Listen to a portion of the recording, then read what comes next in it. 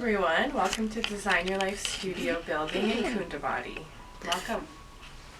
You have such a beautiful space here. Well, welcome. I'm glad it's your second home. So our clients that come in, we like them to feel like it's like a second home.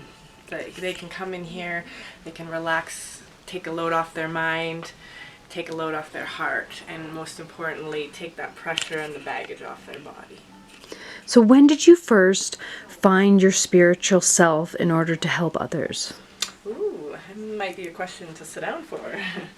So I had my own health issues probably about 10 years ago now.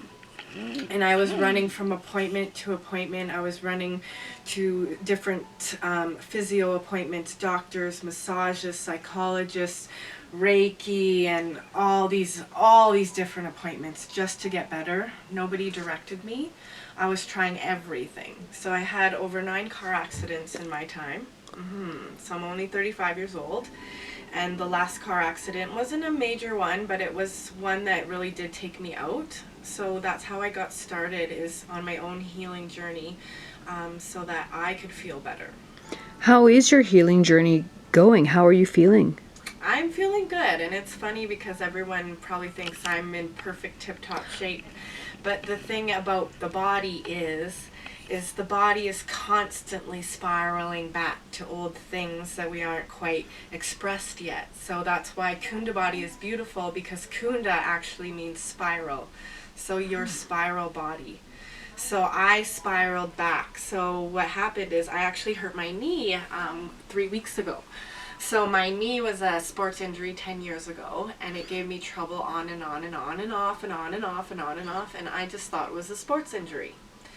I started listening to it a little deeper. I started to paying attention to the words, the thoughts, the emotions, the physicality of it, and the energy parts of things, and it started to connect things with my brothers. So my brothers had a lot of issues, and when they're in trouble, my knee acts up. So I have no idea why those two are connected, but I do know now. So this is the right side of my body. So the right side of my body holds all my masculine energies. So when my brothers are going through issues in their tissues, so do I. So the knee has to do with flexibility. You can stand up with your knees. You can bend your knees. So it has to do with flexibility. So in my own realm of healing, I needed to become more flexible in an area that I wasn't being flexible. So even my own pain starts to come back and spiral back, just like everybody else. And I take care of myself just like everybody else does. I wish I had myself to massage myself, but that's where I can teach other people the work that I do, so that we can become a community of healing each other, so that 2 heads are better than 1. And that's kind of where I started my healing journey. And even my sister, she thinks I should be in perfect condition too. But if I was perfect and everyone else is imperfect, that doesn't work. So we're always constantly spiraling between what's perfect and what's imperfect. And we're trying to find that balance all the time. So is it more that you're trying to individuality of the energy and your spirituality and your health? Like, you can't compare just like somebody's career or family life. It's the same to do with energy and what they go through, hey? Yeah, like everybody's so different and so unique, even though we're all connected. Everybody has different DNA. They come from different storylines, different trauma lines, different culture lines, different food, different backgrounds. It depends on so many different factors where these things start to come into play. Personally, my own family line, when it comes to energy, they practice a lot of witchcraft, black magic. And I never did. But I did reap the consequences of them because of my ancestors.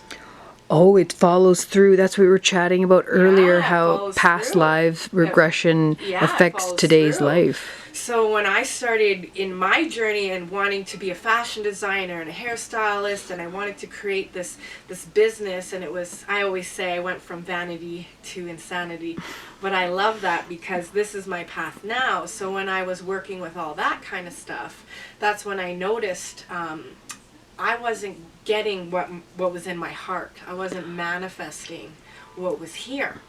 There was all this other junk that I was experiencing, and I couldn't relate to it. I would be like, okay, next chapter, next day, next life, and I couldn't resonate with my life. So I needed answers. And I was really young. I must have been about 15 years old. You were going through this at 15? Yeah, I really noticed a lot in my family. A lot of different energy patterns, a lot of different cycles, a lot of different things that didn't match up. So I started questioning this over the last 10 to 15 years. Where does this all stuff come from? So my sister, she practiced black magic, and she's actually passed now. So her passing inspired me to get into all this healing, get into all this energy work, get into crystals and reiki and even tarot cards, using that tool to communicate with as well. And it's actually quite interesting how we are tied to all these different strings of things, and we're loaded on this whole plate before we even get a chance to present what's in our heart. So how did you actually, as best as you can, go through your own healing and kind of shedding all of that and finding you within it? Oh my goodness. So not quitting. Don't quit. Don't quit on yourself ever.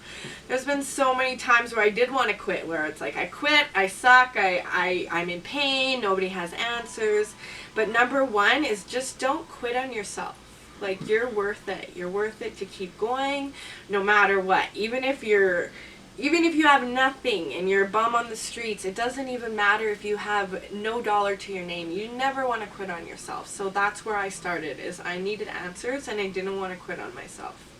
And from there, it's a process, it's a journey, it's a path. So I just kept walking that path, kept walking that journey and that process, and I got involved with different healing modalities, different people that led me in the right direction. And it was painful. I was in a lot of pain, and when you're in a lot of pain, you'll find answers. So I started to find answers for my own body, myself. I had to unfortunately quit hairdressing, quit the vanity lifestyle that I had, quit all the fashion and the makeup and all that stuff. My back would seize out when I would go to sew, when I would do hair or do makeup, everything would just scream, no more. So then I started listening, and I started getting involved in touching people in a healing sense. And my friends, I started with my friends. So my friends are like, Rebecca, you're really good at this. And I used to be a body painter. And it was funny because you're doing art outside the body. Now I feel like I'm doing art from within the body. So I can teach people how to work within their body to get out different weeds, different, I call it Jumanji. So we start with Jumanji. We're starting with all these weeds here. And you're starting to clean that out. So I can teach people how to create the beauty within instead of this outside realm of, it looks beautiful, but then we all starting to feel not so beautiful. We're starting to feel the imperfections of our world. That is such a big thing, is everybody, no matter if they're a huge celebrity, there is that insecurity within themselves to change them physically. And I feel like it should be inside first, but there's not enough people that talk about what you do and really get into saying, listen, it's from the inside. How do you think that people's mindset could be changed in realizing that, to work on the inside first? Yeah, that's a great question, Jill. So today I had a client who kept insisting that her pinched nerve came from work. Absolutely, that's where it started and that's what happened. But that's not the root cause. That's not the root problem. So dealing with other issues, she was complaining about the lower back. So the lower back harnesses energy of victimization, helplessness. So over the last almost 10 to 15 years of my training and my study and my practice and pure observation working with clients, I notice a lot of the stuff coming from communication. Our word. What is our word saying? So how can I present this to people is just education, sharing them with their own body. And it was beautiful at first, because my client at first she was open to it, but she wasn't really opening up to the fact that it was beyond the work problem, beyond the work issue, that this could have been causing the problem. And as we get into it slowly and slowly, she was open to the fact, oh, maybe I should be looking at a root cause, because this appointment didn't work, this appointment didn't work, this appointment didn't work. And those appointments would never work until you find out to the root issue of the body. And the body's like a child. It likes to play just like a kid. And unfortunately, we were not taught how to play with our bodies the way we should be playing, from the inside out. You're exactly right. We learn in school, to be in gym class and run and this kind of thing. But I do not see at all any schooling beyond like high school that you have to get into by yourself. So it's a great opportunity for people to listen and learn from you, to realize there is more, and we all know that. There is more to life than just the physicality of what we have going on. And you've talked about your past lives affecting your daily life. How is that described to somebody who's very new at hearing about that? That's an exciting question. So past lives has been something that I've always been infatuated with, because I have a lot of complication in my own system, and trying to figure out, how can I manifest my heart into this world? How can I really bring what is here out here and experience that? That's why we're here. And when I started to work with the